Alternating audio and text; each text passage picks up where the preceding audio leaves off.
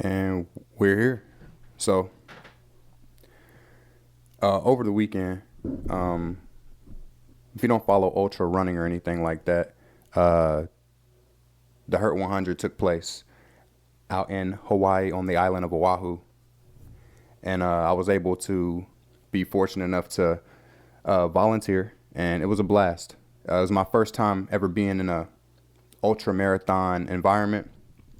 First time ever seeing competitors who are ultras. First time meeting ultra runners, and it was an experience that made me enjoy the love for running for real. I saw the passion in strangers that I've never met before, how they talked about running, how they talked about their running journey, how they talked about what it takes to complete it. And not just the Hurt 100 race in particular, but just any ultra marathon, a 50K, a 30K. It takes more than just being in shape. That's a huge part of being in shape, but it's so mental. All the signs that were around was speaking about the mentality that you got to have to compete. And ultra runners are a different type of person, an inspiring type of person, a type of people that approach life with a non-excuse attitude. I love it. I aspire to be more and more every day a person that doesn't look for excuses. I aspire to be a person that always looks for solutions. I aspire to be a person that always looks for a way around. I aspire to be a person that looks for the way to overcome a window in the wall, a door in the wall that has been put up in my mind.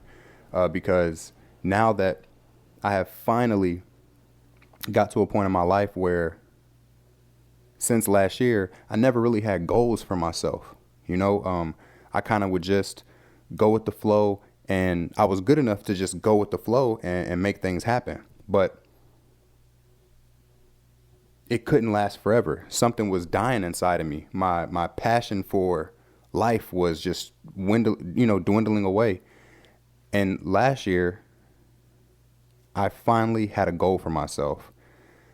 And that one goal led to an inspiring feeling in myself, which led me to another goal. That goal did the same thing, which led me to create another goal for myself. And now I'm in the midst of, a handful of long-term goals that I enjoy the process of every day chipping away at those goals, where I can't believe I haven't always lived like this. So to think that I almost wasted, so much of my youth on not really applying goals to myself, it's mind-boggling to me that I didn't have that moment of awakening back when I wanted to, but I didn't even know I needed to. And being at the Hurt 100, volunteering, it really brought it back for me as far as to why I'm looking for goals, why I'm looking to be inspired. It's a 100-mile race. It's 5 20-mile loops. And these loops aren't just on concrete. It's a trail run. You're running up mountains. The elevation is changing. You're running down slopes. It's during the rainy season in Hawaii. It's during the rainy season. So the terrain isn't, really great. You don't get a lot of traction. It's a venture. And the age group of these ultras, the participants, it ranges from young people, middle-aged people, old people. And I was overhearing a conversation with one of the participants, older gentleman, had to be maybe in his late 50s, maybe early 60s. And, we're in January now, and he was talking to one of the team chiefs for the setup crew. And he was like, "Oh, how you doing? Blah, blah, this and that, this and that." And he was telling the man, "Yeah, I'm pretty good. Last January, I broke my knee." Now, when I heard that, immediately, I was like, you're in your late 50s, early 60s. You're coming back off a broken knee to go run 100 miles. There's not an excuse in his being. That's inspiring, you know. Also, while we were there, ran into a couple that was also volunteering who does compete in ultras. They do their ultras side by side, a couple out of Tennessee, and they started their ultra journey and their fitness journey, their run journey, when they were 30 years old. And now they run every race side by side. It's not a competition with them. It's more of a competition of let's finish this. And they had great stories, how they got into it, where at first they were running, you know, doubles, where back-to-back marathons, where Saturday you run a marathon 26.2 miles, Sunday you run a marathon 26.2 miles. And during their journey, they met some other people that were like, oh, if you're doing that, you should probably check out this race. And they began to do 50 miles and 50 Ks and do those ultra races. And it just goes to show you that just because time is coming, Father Time is coming, you're getting older, it doesn't mean you have to allow it to happen. That you can be in charge. You can be fit as you want to be when you're in your older age. You know, Shannon Sharp, for example, in his 50s, looks phenomenal. Still works out. Skip Bayless, I think Skip is in his, you know, mid to late 60s probably. He still hits the gym. And it's all about keeping your body active. And that's basically my entire life goal now, is to age mechanically as well as possible. I still want to be independent in my old age. And in my opinion, I truly believe that running is what's going to get me there. And, you know, it's not a sprint. You know, when they take off, no one like bolts out the gate. Everyone has a plan, and it's all about how do you run the smartest way to be able to finish. It's a lot of people that run these races in the ultra world that do not finish. And there's also a lot of people in this ultra world that are badass people that get up every day, get their miles in. They travel to and from. We met so many people who were volunteering that flew in from the mainland to volunteer here on Oahu. They were from Tennessee or from Arizona. They're from California, just different parts of the states, coming out here not to participate in a race, but to help set up, make sandwiches, put the spread out for when the runners come back through the loop and they hit the aid stations and they can get, you know, fluids and sugars and carbs to keep on going. People are flying in. So that just can paint a little picture about the ultra community. I felt so welcome there myself.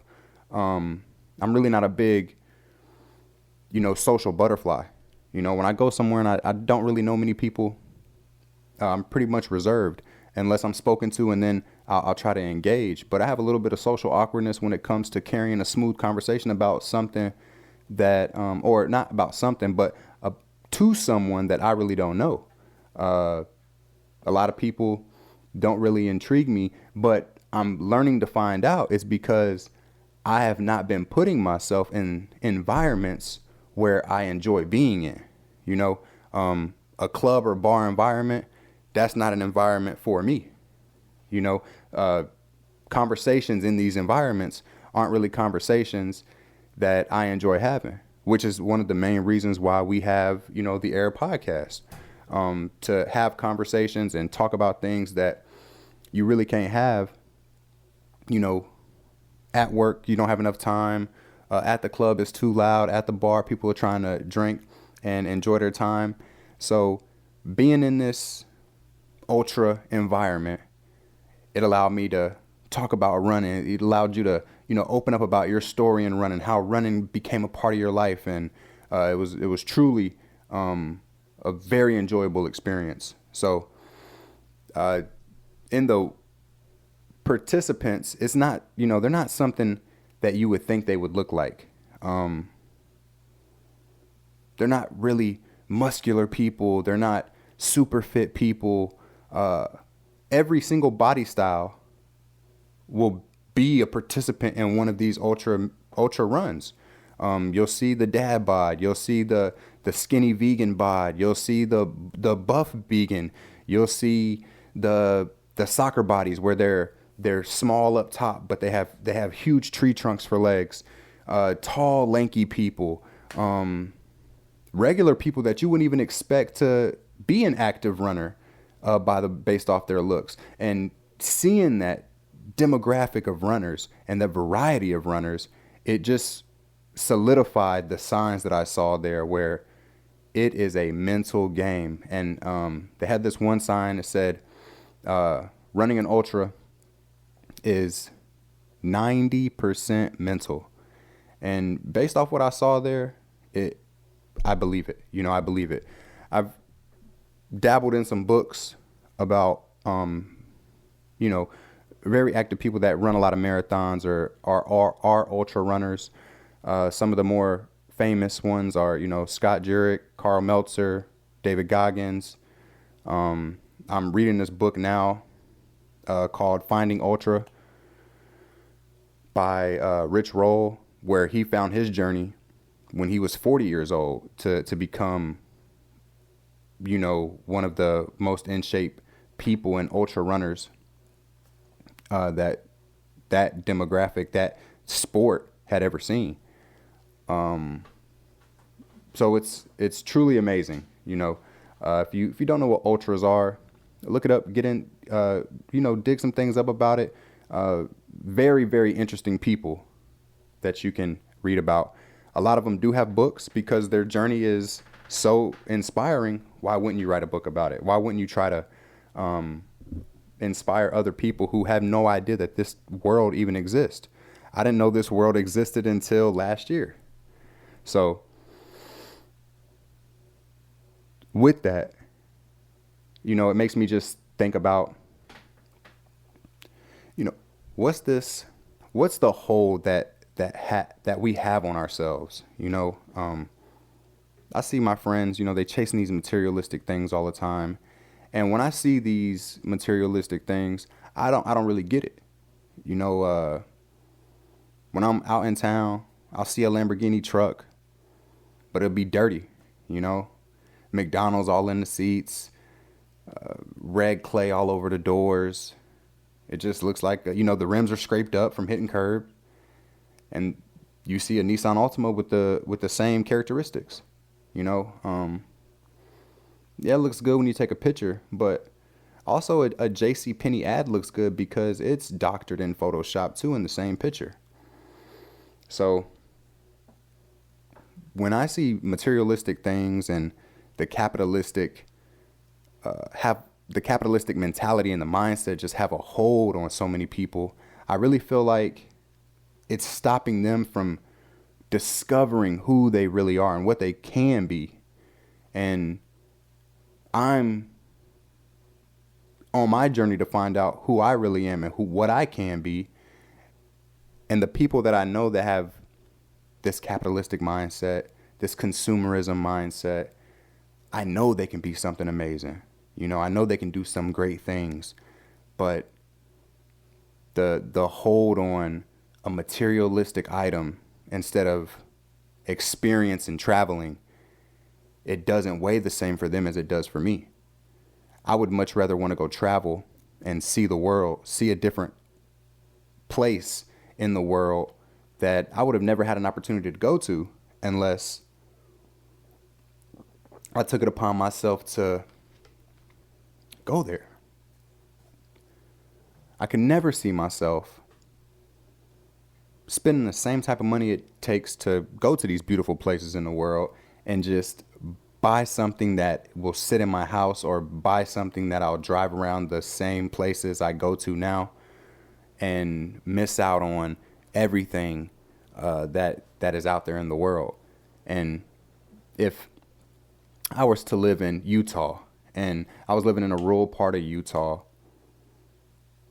and I had the opportunity to get a Lamborghini truck or take 2 years and travel the globe, You know, I'm taking the 2 years to travel the globe. I'm taking the 1 year to travel the globe. I'm taking a one trip to anywhere on the globe instead of that Lamborghini truck. It's not something that I have against anybody who gets a Lamborghini truck. Not something I have against anybody who gets a Rolls Royce, a G-Wagon, whatever the case is. But if you are not getting experiences, building memories, if you are only living for the social media age and the social media trend of, look at me, I'm taking a picture, look where I'm at, I'm in the car seat, let me tilt my head to the side so you can see the logo behind me on the headrest. If you're living for that, I promise you, you're not going to find happiness when it's all said and done. You know, I was looking at some property in Hawaii yesterday, and I saw this home. I went to, I'm just on Zillow. I'm scrolling down, and I see that in, 99, one of the homes I was looking at, had sold for $175,000. And if you don't understand anything about Hawaiian real estate, especially on the island of Oahu, real estate is really expensive. Some of the small homes, small little ranch homes that are 2 bedrooms, 1 bathroom, that could be, anywhere from 60 to 120 grand on the East Coast in the South, minus, Florida. Those same homes are $1.6 million homes here on the island of Oahu. So I was just thinking to myself, like, man, I know a lot of older people in my family who you can't tell them anything. They know it all, this, that, and the third. But when you really examine their life, they don't have a retirement. They're acting the way they act because of the job they had or the job they have, which allows them to float on that type of status quo, to float on that type of mindset and attitude that they portray all the time about knowing everything. And had great benefits to be able to get homes with, no money down, and to do certain things that would just make sense, And I'm just sitting there looking like, man, 99, this is when, they was probably, at their prime, 29, 30 years old, where the peak of I know it all probably began.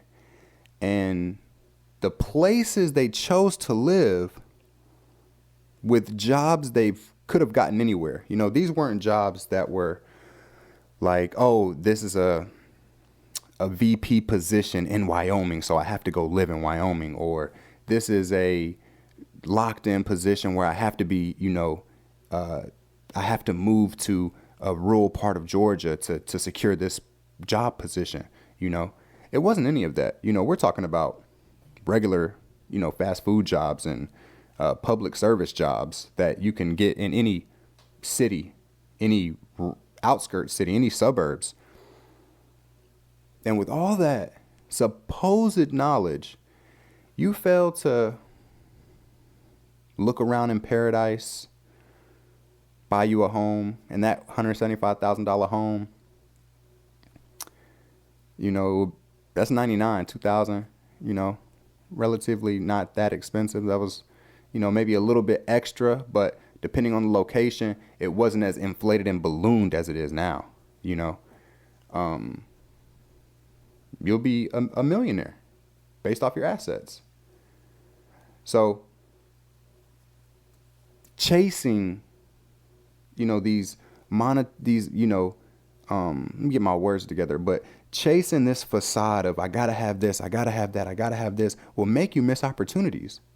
Now, these people in my family that missed that opportunity, missed other opportunities, I'm sure,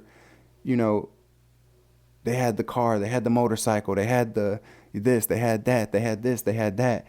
Just buying shit that gave them no memories. They didn't take any trips. They have no worldly view, even to this day. When they're in their 40s and they're in their 50s, and their worldly view is so small that they really don't understand what life is like around the rest of the planet. And it's sad because when you're small-minded like that, you can't really have deep, in-depth conversations that really can hold weight and really show you what type of person someone is. You know, it's crazy. So with that being said, I just hope everybody chooses experience over monetary, commercialized, commerce lifestyles, and really dive into who you are. What do you really like? Do you like this because of the style, or do you like it because of the name brand and what that name brand means when other people look at you on how they value you on the pocket watching scale? Because it's a lot of shit out there that's terribly, it's ugly. It's deemed as, oh, high fashion. I'm sorry, it's ugly. Someone else is telling you it's high fashion, but your own eyes don't lie to you. You're trying to trick yourself into thinking, oh, that's something that I really need. That's something that's spectacular. It's really not, but you're letting your eyes tell you one thing, and you're counteracting it with your mind saying, no, because it's expensive. It's truly expensive, so it must be gorgeous. It must be beautiful. It's not the case. It's really not the case. Take a lot of that shit that you have that spent thousands on, that are really ugly, that you've told yourself is nice and good looking. Take it and show it to people that have nothing. Ask them their opinion on the style where they don't know what it is. You'll be very surprised on what the answers are. You'll almost be offended that you spent so much on something that somebody with nothing is like, that shit's ugly. And that's just what it is. I also understand that it's different strokes for different folks. It's also different point of references for a lot of people. But for most of us, get out there and experience something. Try some new food. Try some new type of drink. My lady's always making me open my taste buds up to things that I think I wouldn't like, but I'm reminding myself, give it a try.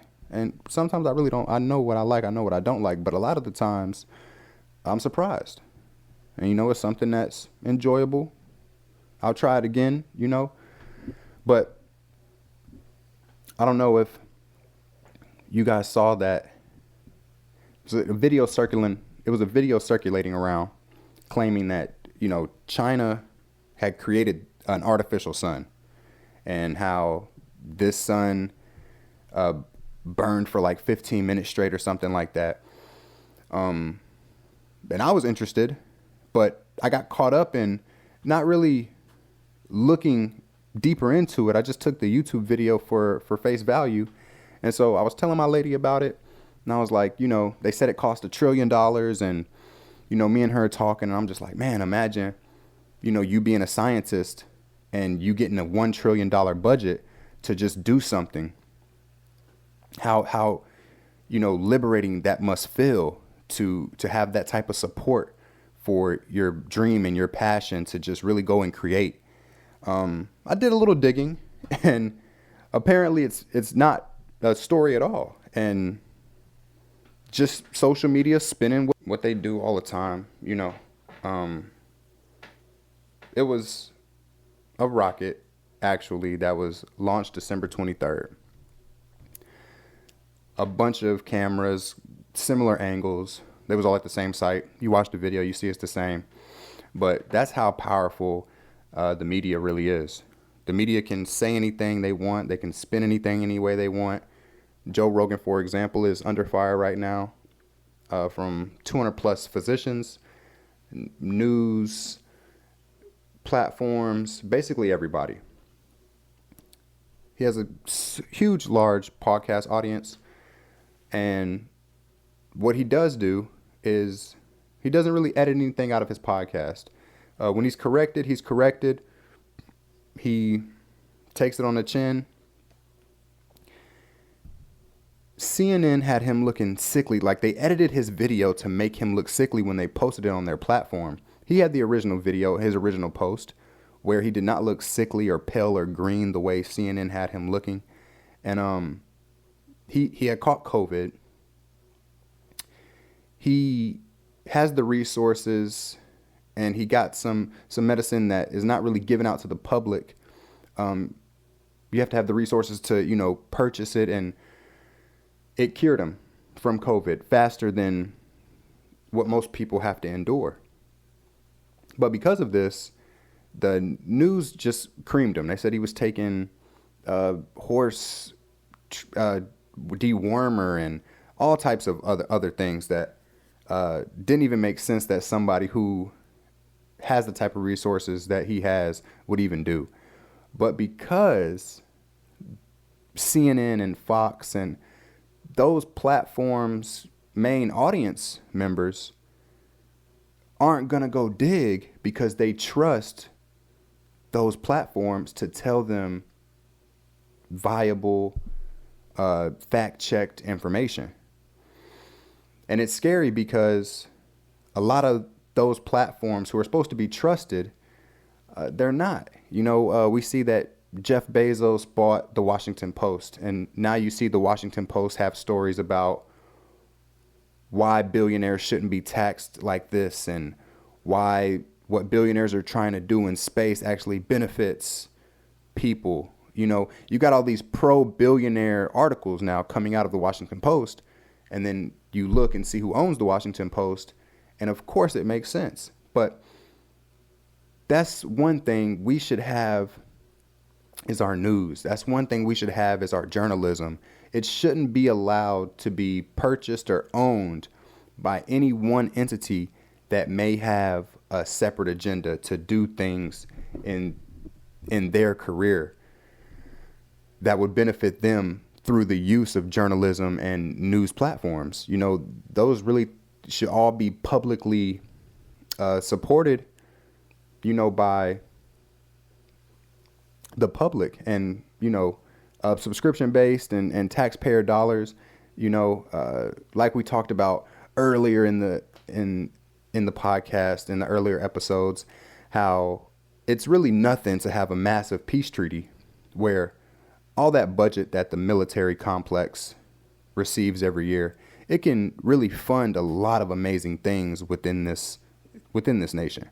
So, but we're not going to go down that. I'm not going to go down that rabbit hole right now because, we can't control anything at the moment, but it always is nice to talk about. It always is nice to fantasize. It always is nice to what if. But the media is dangerous, just as social media. Anything media related is dangerous if it's not used with pure of heart. Social media has these filters, has these beautiful women getting unnecessary plastic surgery, getting Botox. People that are 20 and 30 years old are getting these life-altering surgeries, and they're not even thinking about how it's going to age them. They're not thinking about what they're going to look like when they do get older, when there's already proof out there. I think it's one of the Real Housewives of New York. I don't watch the show, but this woman, it looks like a Halloween costume, and I know that's insensitive to say, but the plastic surgery is overdone. It's overdone. You just got to stop. There's many different ways to love yourself. There's many different ways to care for yourself. There's many different ways to bring out who you truly want to be. And those stories don't get promoted as much because it's real and it doesn't look as artificial and fake and perfect as an audience has been groomed to want to see now. Media has groomed the audience of all platforms of entertainment to want this desired, unrealistic finished product. And it's very sad. But until next time, I'm your host, Nate Grimes. You're listening to the Air Podcast with an X, not a C. And we'll talk to you soon. Peace.